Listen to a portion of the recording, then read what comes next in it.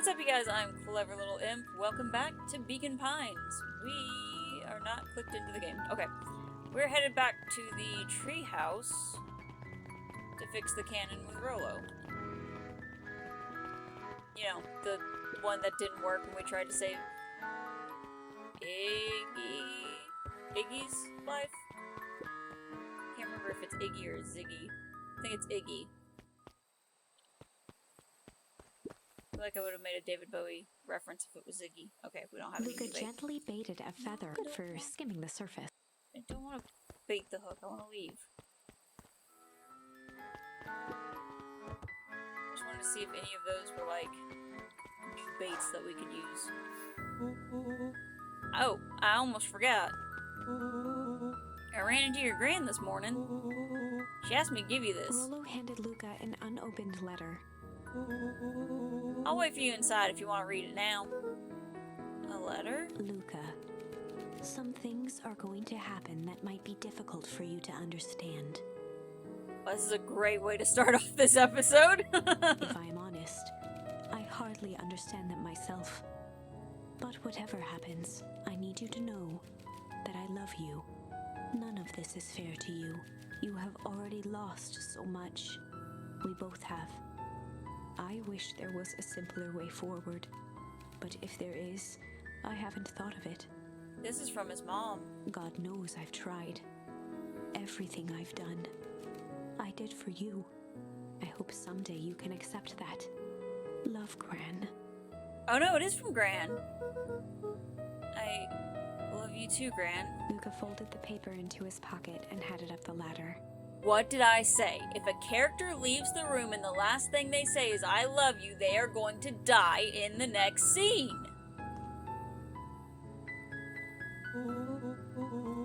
What's up with the letter? Anything you want to talk about? Maybe later. Sure, whatever you want. You know, you really didn't have to go through all that trouble just to apologize. I know, but we've been looking forward to the festival for weeks. After I ruined everything with my big mouth, this was the best way to make sure you still had a good time without me. Rolo. Luca was at a loss for words, but that was fine. Words aren't always necessary. The festival seemed nice. Was it nice? We can still go. Nah, this is fine. Well, there's always next year. Sadly, this was untrue. A distant rumble shook the treehouse. Oh! Oh! Oh no! Oh no! They just bombed the entire town! Oh no! Huh? What was that? Oh man, we missed the fireworks? It was not fireworks. It was something the boys couldn't possibly comprehend. Something as old and cruel as time itself. Nuclear fallout.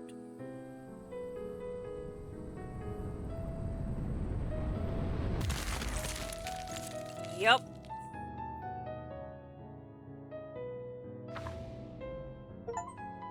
A Oh shockwave boy. of cold tore through the room.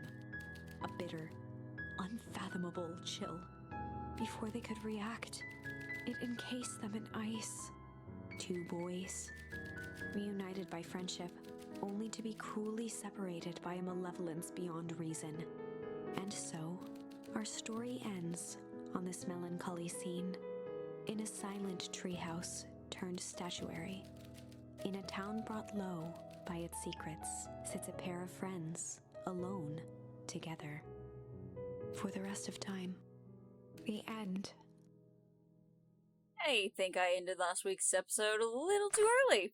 No, that can't be the ending. It simply can't. I won't accept it, and I hope you won't either. There are more endings, more possibilities. I can feel it. We are just going to have to sort through them all until we find the one that fits. Well, where else can we...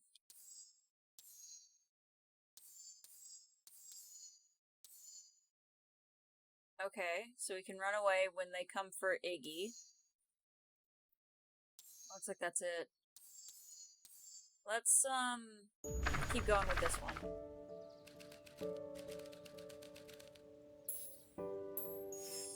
Luca began to respond, but the sky answered for him as the clouds above began to break, revealing patches of star-filled summer night. Moonlight filtered down, shimmering in the treetops. Sure, you can meet Rollo. You're not going home? No, I promised Rollo I'd tell him all. No, I promised Rollo I'd tell him about. Luca stopped himself mid-sentence. Promise you tell him what? Spit it out, bub. We're thick as thieves now. If there's a juicy secret, you gotta tell me. Okay. You can come to the treehouse, and I'll tell you both what happened. Heck yeah! Luca saw Beck skulking by the gate. So you're telling me there's nothing mysterious or creepy about this place? It's mostly just boring and empty. I refuse to believe that. Big spiked gate, looming mansion, rich recluse owners. It even smells shady. Beck grabbed the wrought iron bars and shook the gate. Mark my words, you decadent nightmare house. You will reveal your secrets to me! Beck? What did you do? First of all, I told you so! Second, hide!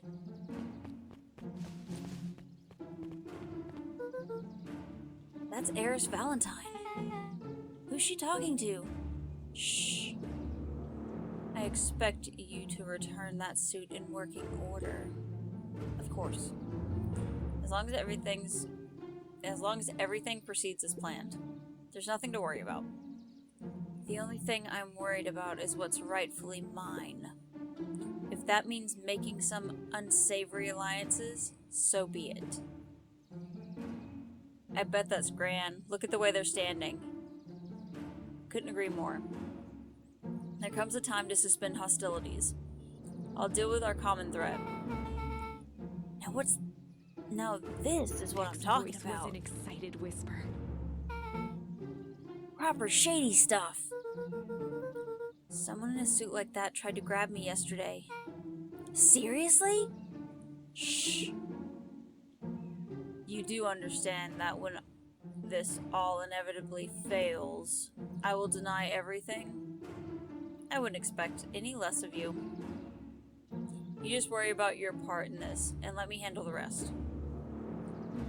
I can't wait to see the look on that Rube Kerr's face. Yes, the truth will come to light. I'm still surprised you're so comfortable with the potential collateral damage. If there's one thing I've learned, it's that change is painful. Wow, I was expecting shady, but that's just flat out supervillain talk. If you don't mind me asking, why? Why are you doing all of this? The mysterious figure retracted their mask, hair pushing out from all corners. It's Gran. Yep. Family. A chill ran down Luca's spine. His vision blurred. Beck stifled a sharp wince, and Luca looked down to see himself wrenching her hand. An answer I can certainly respect. Gran tousled her hair back under the face mask. Just remember, keep everything nice and normal until the festival. I don't need lessons in rousing suspicion. Gran gave Eris a curt nod and disappeared into the night. Gran nuked the entire town.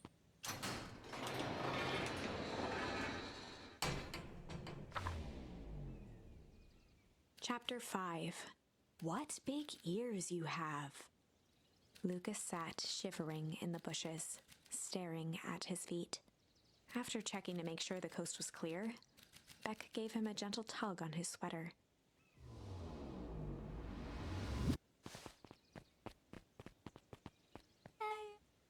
What's wrong? You look like you've seen a ghost. Why are you so scared of that old lady in a hazmat suit? That was my Gran. That was your Gran? Yeah. Okay. Well, I'm sure there's a perfectly reasonable explanation for all of this. Let's just get to the treehouse and figure things out there. Lead the way. Too bad Dawn wasn't here to see that.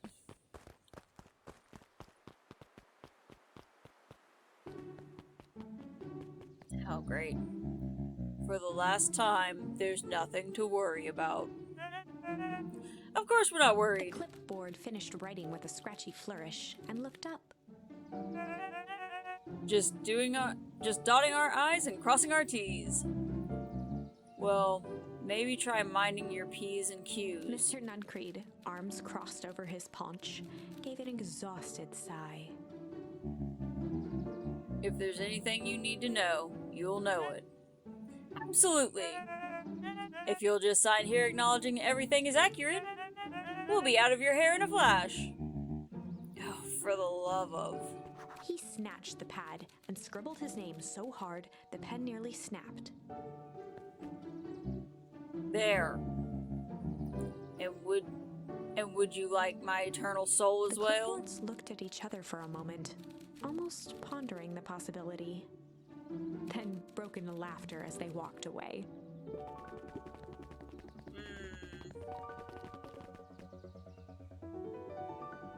I don't want to I don't want to go anywhere near him. Bye, Mr. Nuncreed. Thanks for not snatching me and shoving me into a telephone box that would take me underground. Appreciate it. Another day, another dollar. See you tomorrow, Z. Have you noticed how all the perennial harvest folks order the same drink? Decaf cappuccino with extra foam. Why? I don't know. Just thought it's a little odd. Pretty weird for sure. Well, the customer's always right.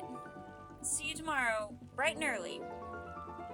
Ugh, I can't wait. Do you have anything to say about this? Creepy lady. Oh, you do?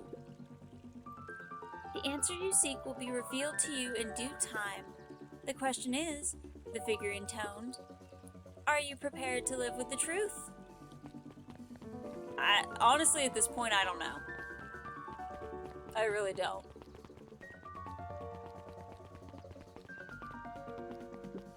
William Kerr and Gus Valentine proudly surveyed the half-covered festival banner. It's all coming together quite nicely. Couldn't have done it without you. The mayor gave a half-hearted shrug. I'm not so sure about that.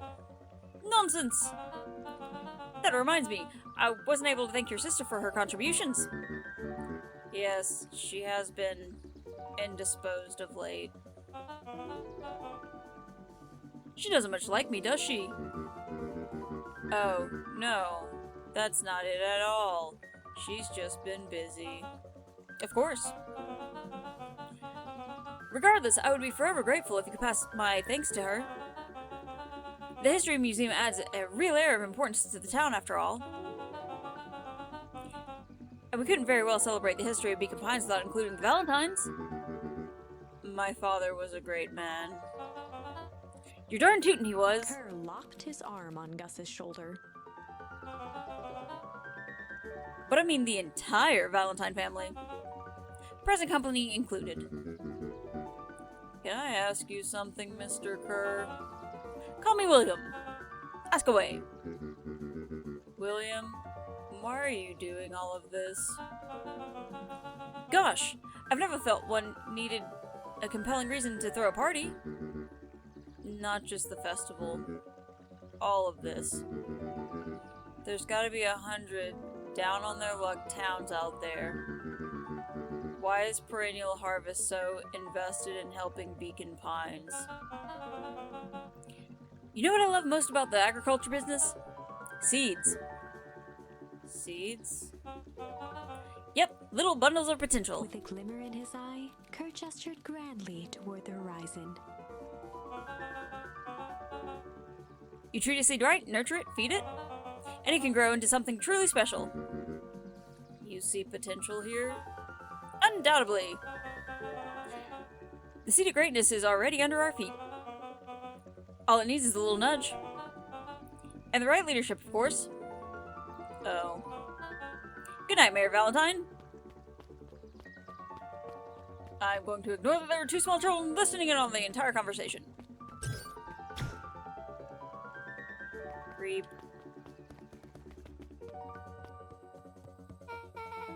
Oh, this is nice.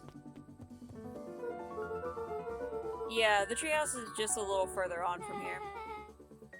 So, what's your buddy Rolo like? Rolo? He's... Rolo. Not particularly helpful. Sorry, I've just never thought about it. Lots of energy. He's funny even when he's not trying to be. Things have been tough for his family since the foul harvest. It's about dang time you tell me what this foul harvest thingy is. It's kind of a long story. Hit me with the highlights. Okay. There used to be a fertilizer company here called Valentine's. They were kind of a big deal. Ooh, big deal fertilizer. It was a big deal to us. Their stuff really worked. Farmers loved it. So Valentine's grew and grew. Beacon Pines pretty much grew around it.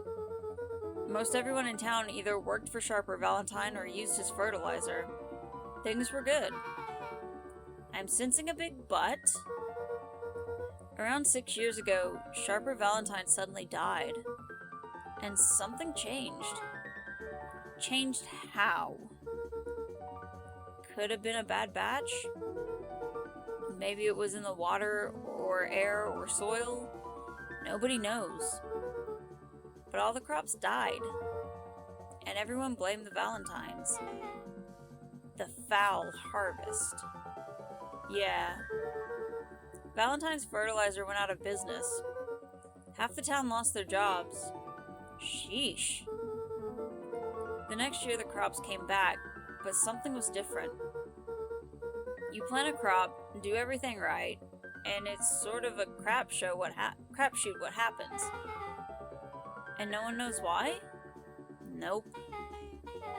I take it Rolo's farm got the short end of the stick? Yep, for some reason, their farm was hit harder than others. That sucks. Things have gotten better since Perennial Harvest came to town. The Beacon Pines Reborn Initiative? Yep, first thing they did was give the town a deep scrub. They even put us up in hotels one town over for a week while they decontaminated the groundwater. We'd better get going.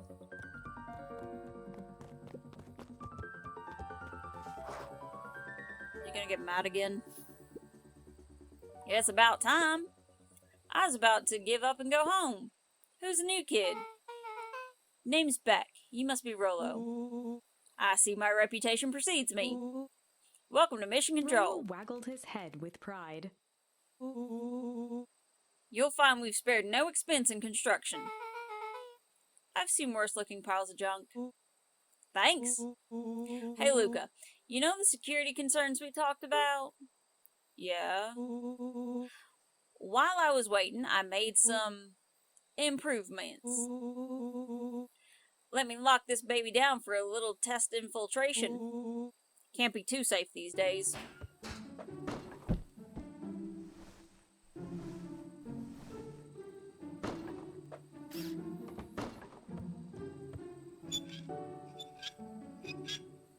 So that window is just usually down?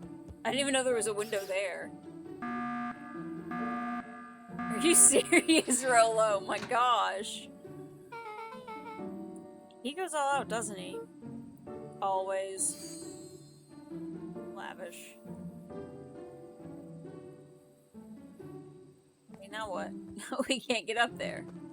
What are you wanting me to do? Rolo!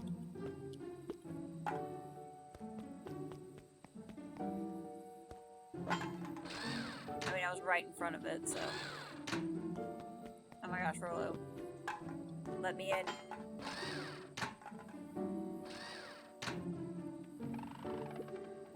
Rolo! Oh. Threw that the wrong way. Let me in. Can I pick him back up? Oh, I can. Let me in.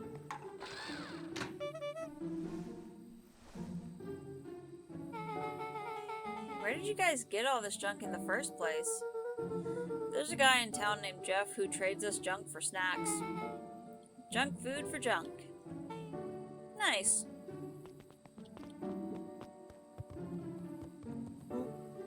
So, pretty sweet security, right?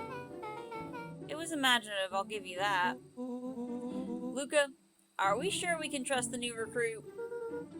I'll vouch for her. Thanks, I guess. Okay, Luca, you promised to fill me in about the Valentine warehouse. Luca sucked in a long breath. So like I said, there was someone there. What were they doing? I don't know, but the place was lit up and active. Maybe they were squatters? I don't think so. It seemed more organized. When the man pulled me in, I saw some sort of equipment running. A man pulled you in? Yeah, but I got away. You keep saying it was a man. They were wearing a mask, right? Yeah. Then it could have been a woman. How'd you get away? I grabbed a rock or something and I broke their mask. They let go and I ran. Dang. That's intense. No wonder you freaked out when you saw your grandma. Yeah, that's the other part. On our way here, Beck and I saw Eris Valentine meeting with Gran, wearing the same sort of hazmat suit. Rolo let out a low whistle. And they weren't there for idle chit-chat. It was a proper clandestine meetup. So let me get this straight. There's an operation in full swing at the Valentine warehouse. You were almost abducted by a strange man or woman in a protective suit, and then you saw your Gran in the same suit talking to Eris Valentine? Pretty much. I'm beginning to think this town is kind of awesome. Rolo and Luca shot back a look. No offense. Also, can we logically conclude aliens or alien zombies have infiltrated this town? And their leader is your Gran and she tried to murder you? First of all, and for the last time, there are no aliens. Second, it couldn't have been my Gran at the warehouse. I broke that person's mask to get away. The mask Gran was wearing wasn't damaged. But she's definitely hiding something. Maybe. Your Gran is weird, but she might be the most boring person in the universe. All she does is sit around all day making jam. What could she possibly have to hide? I don't know. We haven't talked much since she moved in. Moved in? Your Gran isn't from here? No, she came a few months back to take care of me after his mom went missing. Did you know your Gran before? Not really, no. It'd been years since I'd seen her. Luca, don't take this the wrong way, but are we sure your Gran is on the up and up? Luca gazed out the window. I'm just saying. It sounds like strange stuff has been happening since she showed up. We could say the same thing about your family, but you're right. Luca, your Gran is hiding something. And Pa always says folks only bury stuff worth digging up. We need to investigate your house. If my Gran really is hiding something, don't you think I would have noticed by now? That's kind of the whole point of hiding something. I guess you're right. Gran's been living in the house. Gran's been leaving the house a few times. Oh my gosh, I can't read that. Gran's been leaving the house for hours at a time this week. I'll call you two tomorrow when the coast is clear. And we can start getting to the bottom of this. I've always got time for a good snoop. You can count me in. Chapter 6. Secret Lair. Summer forged joy. ahead, but the nights only seemed to grow colder. Luca walked home slowly under the pale starlight, cautious to avoid any more surprises lurking in the shadows. Reaching home, he slipped quietly into bed, half dreading what they might discover the next day.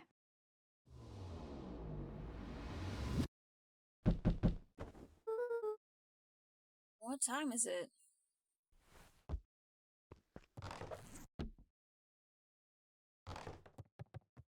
Do I still need my ball? No. I guess we're over that. Okay. Chill.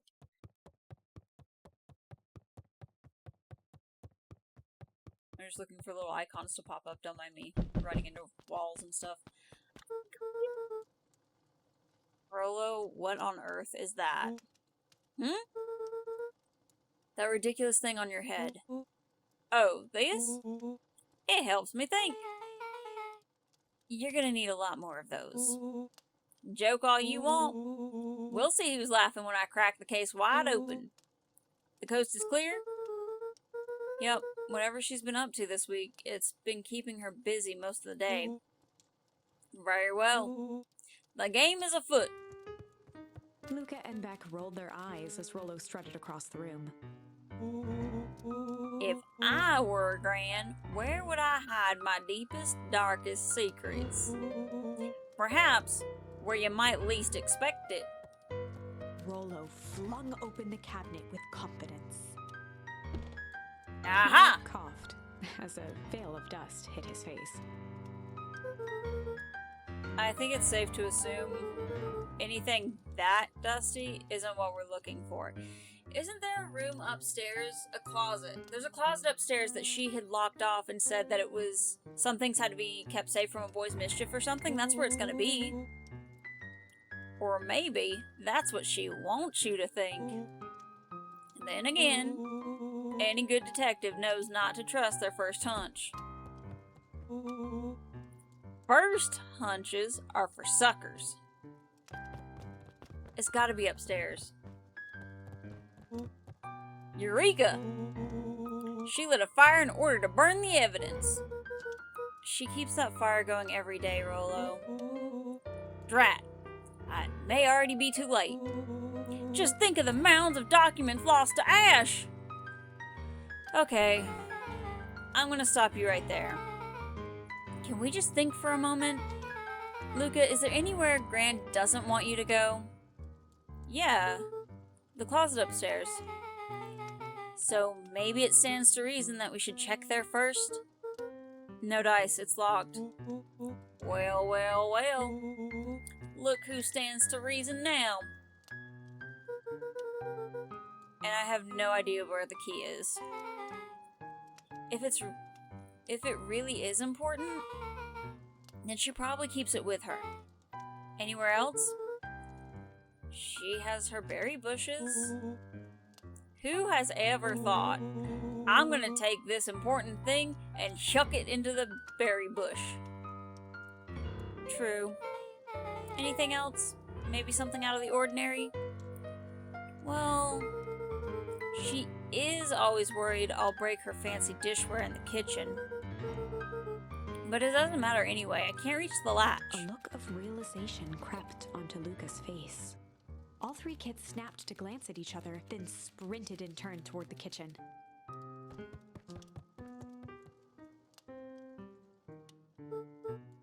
Alright, Rollo. This is your time to shine. Ah, yes. You've called upon my expert detective skills. And now I shall proceed Before with... he could finish, Luca scrambled up Rollo's back. Hey! This isn't my idea of detective work. Every squad needs a good lockpick. And every good lockpick needs a sturdy head to sit on. This is beneath my standing. Stop complaining and hold still. Got it. The three crowded around the hutch to peer in. Ooh, it's Chinaware. With the glass doors opened, a perfect porcelain display gleamed in front of them. Their eyes searched for anything amiss. But the only distinct feature was its impeccability. Well, that was anticlimactic. Yeah. I don't really know what we were expecting. Like, oh hey, let me just yank on this random teacup As Beck and... pulled on one of the teacups, it slanted forward with a hollow click. You're joking. The entire hutch began to rustle and slide under its own power. You're joking. Seems like your Gran has been doing some remodeling. Dude! Only 2 types of people have secret layers. Evil masterminds and superheroes. So which one do we think she is? We're about to find out.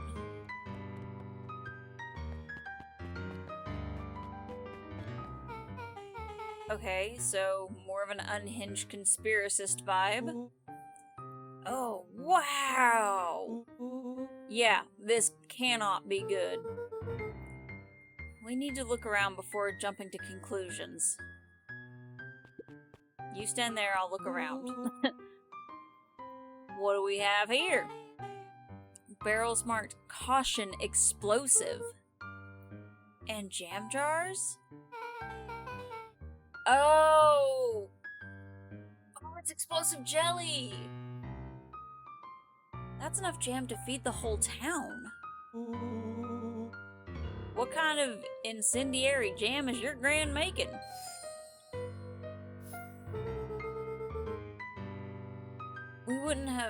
She wouldn't have had me walk around town delivering bombs. Right? Only one way to find out. Rollo casually spun open a lid and dipped his finger in the jam. You're gonna eat that. Huckleberries. He smacked his lips. A hint of brown sugar. And... ink?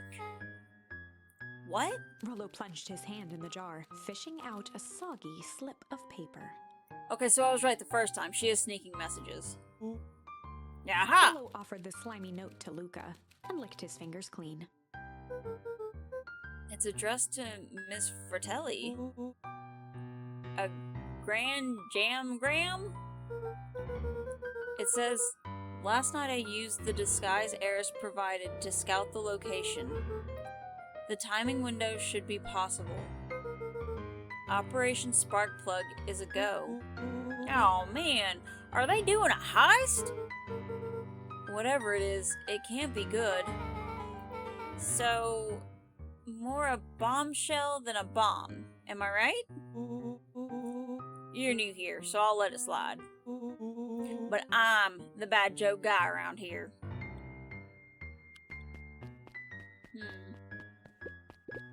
Luca jostled each cabinet drawer in turn. Only one was unlocked. He fingered through the filing cabinet, pausing at a bulging folder labeled Walter.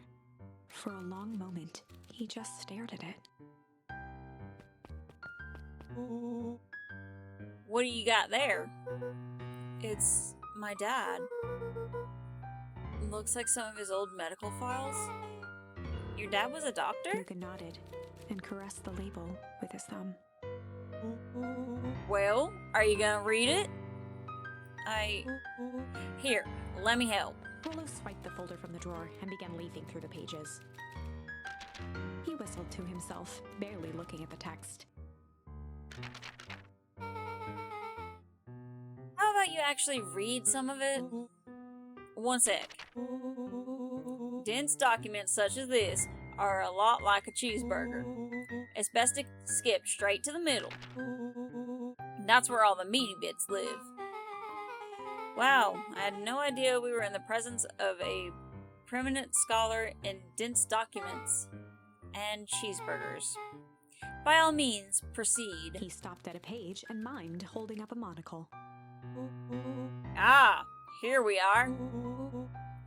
Follow-up examination of Terrence Wilby. Patient shows further signs of paleness and malaise. Body temperature continues to drop. He now describes soreness of muscles and joints.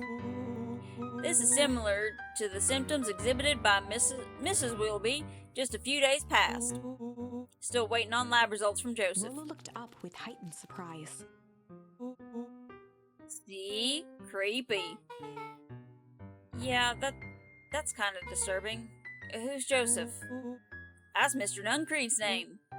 Wait, Rollo's finger traced across the page. there's more scribbled in the margins.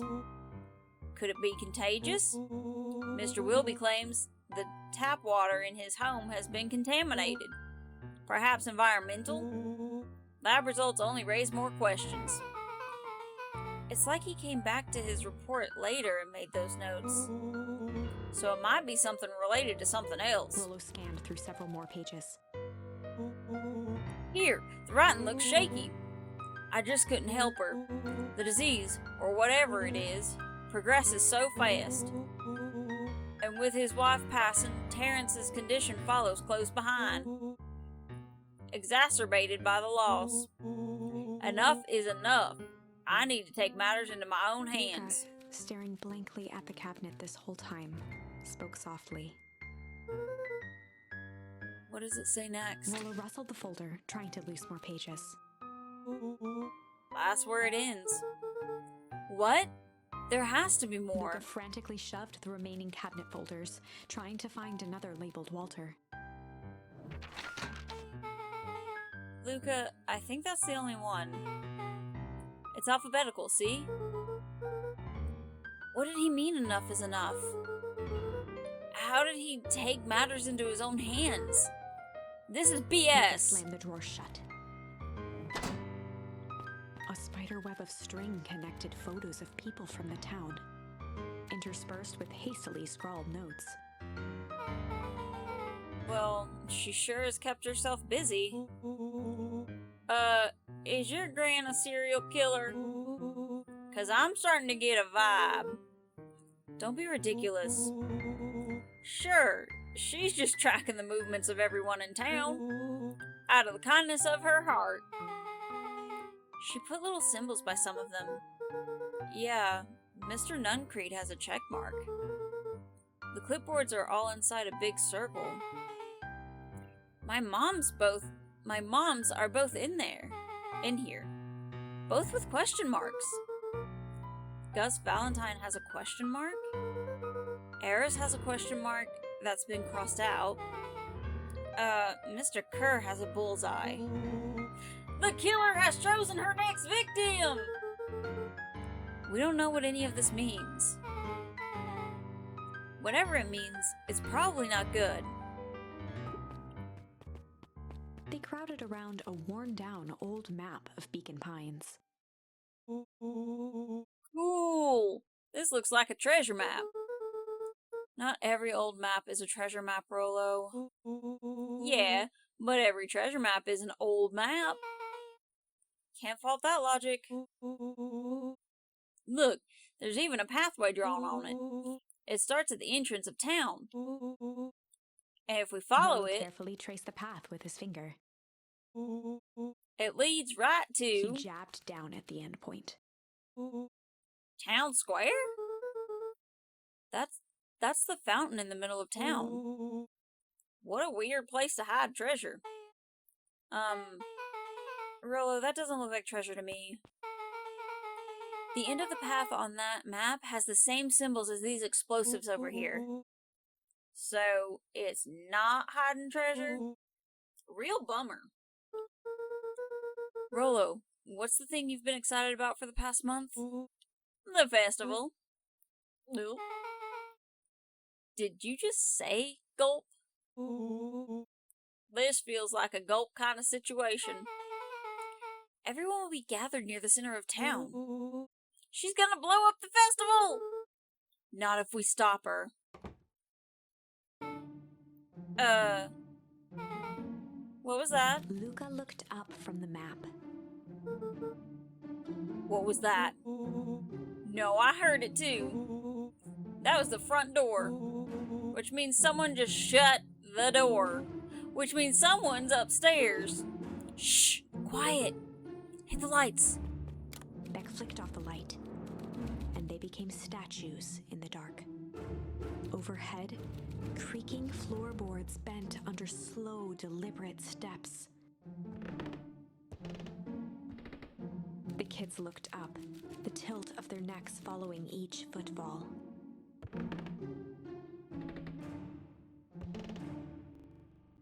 Then suddenly, it stopped. Without realizing, they'd been holding their breath. All three exhaled shakily and glanced at each other. A muffled male voice broke the silence. No, it's not Gran. Is that a clipboard? A final few footsteps reached the entrance above them, and the voice now echoed down the stairs. Anyone down there? The three kids shuffled to the corners without a peep. As he began to descend the stairs, the man's voice punctuated every new step. Thump. Yoo-hoo! Thump. I'm not here to hurt anyone. Thump. I'm just here to help. Just... Thump.